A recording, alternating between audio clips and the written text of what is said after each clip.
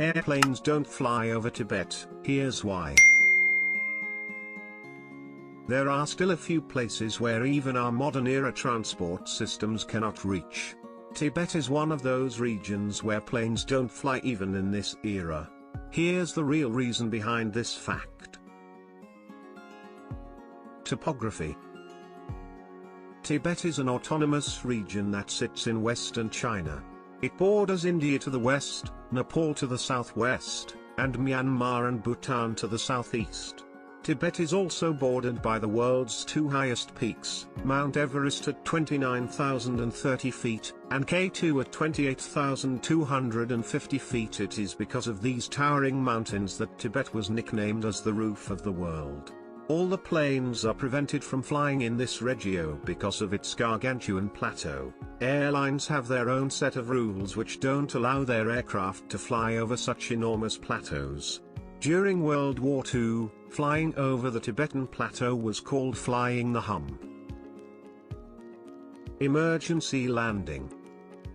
Presently, there are very few airports in the region, the most notable one being the Lhasa GONGGAR airport in Lhasa, the capital of the Tibet Autonomous Region. If there is a medical emergency on board an aircraft flying over Tibet, there are no alternative airfields where the plane can land. Landing at Lhasa could be problematic for the passengers due to its elevation of 11,712 feet above sea level. It could pose a serious risk to ailing people to acclimatize with the elevation. Oxygen levels. An average human can only breathe normally till the altitude of fewer than 10,000 feet. In the case of cabin decompression in an aircraft, the flight would have to descend lower than the heights of the mountains to keep the passengers breathing. Normally, the oxygen masks in the aircraft only have about 20 minutes worth of oxygen for each passenger. The time of 20 minutes is generally enough for the aircraft to descend below 10,000 feet, where there is breathable air. But even the low areas of Tibet are approximately above 10,000 feet high. So, mostly all the commercial airline pilots are always excluded from flying planes over this place. Currently, the only airline to develop usable escape routes over Tibet is the Cathay Pacific. However, the number of flights from this airline is also very low. Engine out, drift down. This procedure is another reason why planes don't fly over the region. These are the set of instructions for pilots to follow if one of the plane's engines goes out.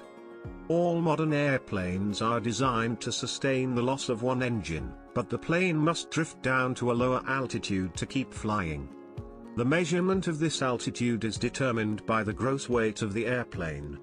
Over Tibet, that safe altitude for an average airplane might be even lower than that of the ground.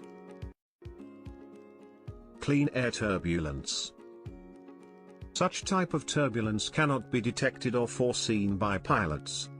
It is caused by eddies of air created when the airflow is disturbed by great mountains in areas that have strong winds, and where temperature inversions are common. If the airplane flies through clear air turbulence, it could pose a great risk for the lives on board.